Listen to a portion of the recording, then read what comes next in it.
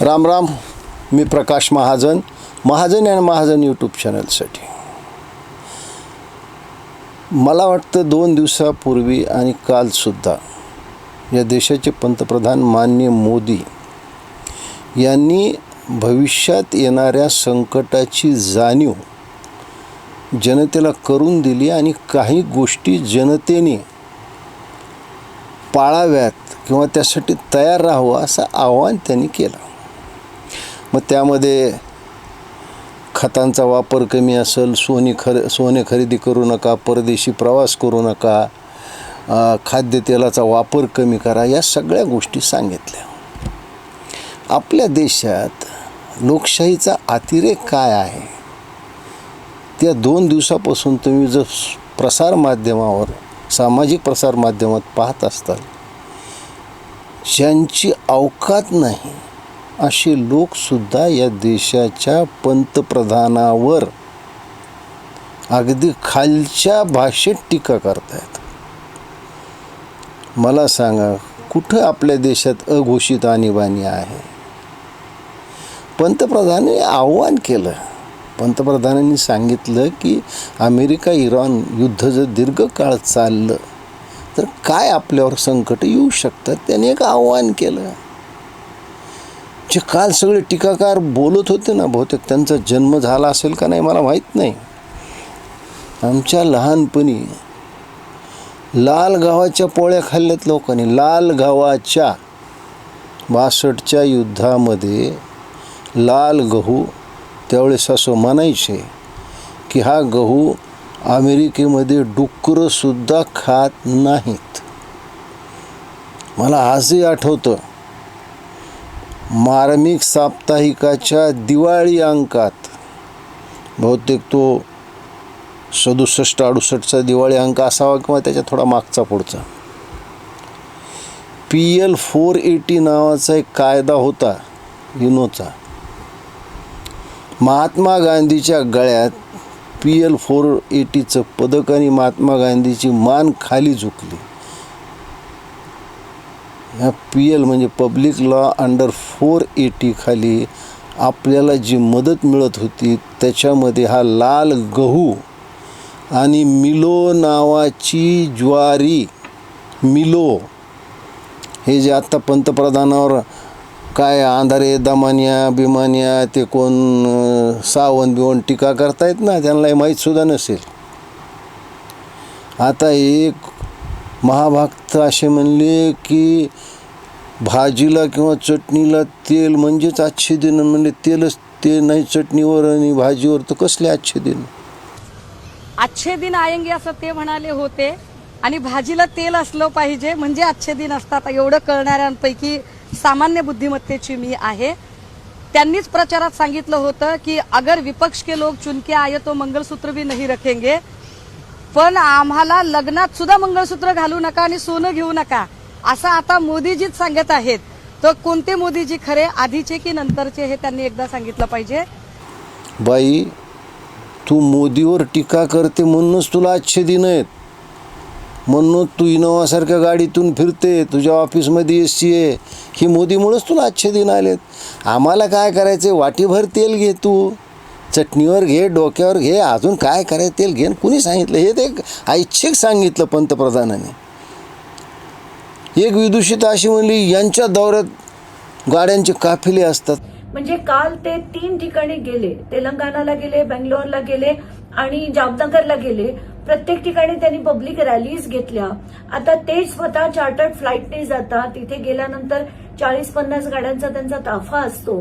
तर हे करणं कितपत योग्य आहे? इतकंच नाही तर ते आता शुक्रवारी स्वीडन, नॉर्वे, UAE, इटली अशा सगळ्या परदेश दौरा ते स्वतः करणार आहेत. तर मला हाच प्रश्न पडला एक सामान्य स्त्री म्हणून की बाबा हे योग्य आहे का? तथाग महामाया, ते देशाचे पंतप्रधान आहेत. तुम्ही मोदीच्या द्वेषाने एवढे आंधळे झालात की तुम्ही देशाच्या पंतप्रधानावर सुद्धा टीका करतायत. उद्या कुणीही तिथं पंतप्रधान असू शकतं हे तुम्ही विसरून गेलात. तुमची अवकात काय? 4 सुपाऱ्या वाजवण्याची आणि तुम्ही पंतप्रधानावर टीका करावी?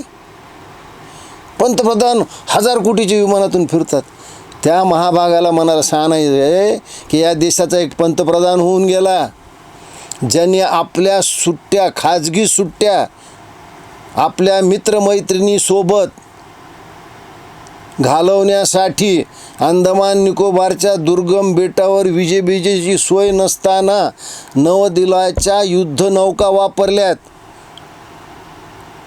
वायुदलाचे हेलिकॉप्टर वापरलेत, पायलटला वेटर म्हणून वापरले. तो पंतप्रधान कोण आहे सगळ्या देशाला माहिती आहे.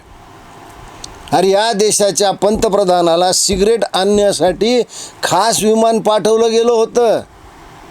हा इतिहास फार जुना नाही आहे.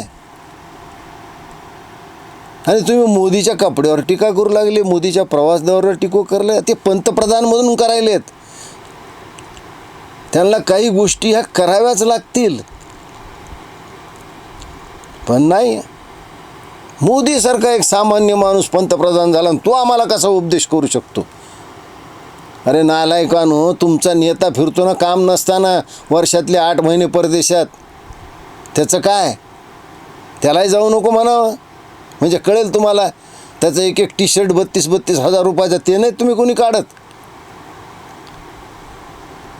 पण मोदीवर टीका करायची एकही संधी सोडणार, कारण तुमच्या पोटात हे दुखायलं आहे की पश्चिम बंगालमध्ये मोदीला, भारतीय जनता पक्षाला घवघवीत यश मिळालं आहे.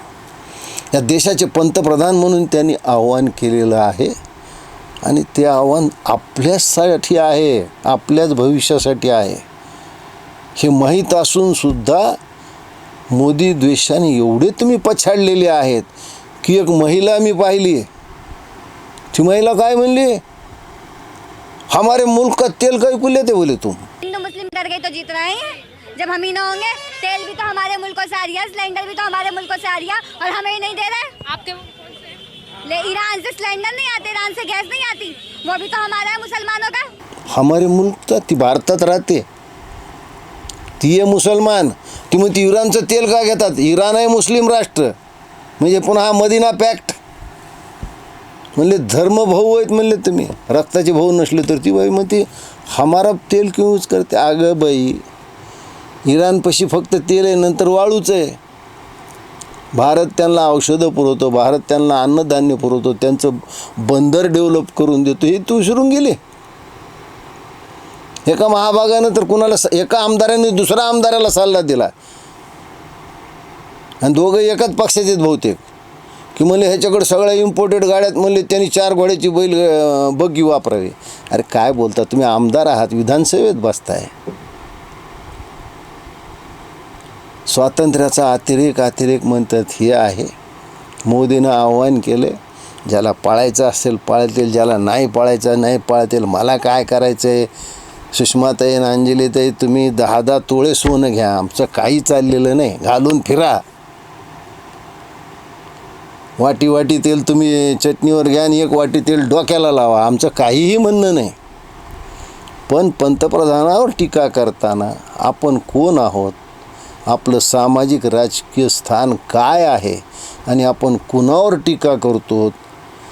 वर बघून थुंकलं तर थुंका आपल्याच अंगावर पडतो, एवढं विसरू नका म्हणजे झालं. धन्यवाद.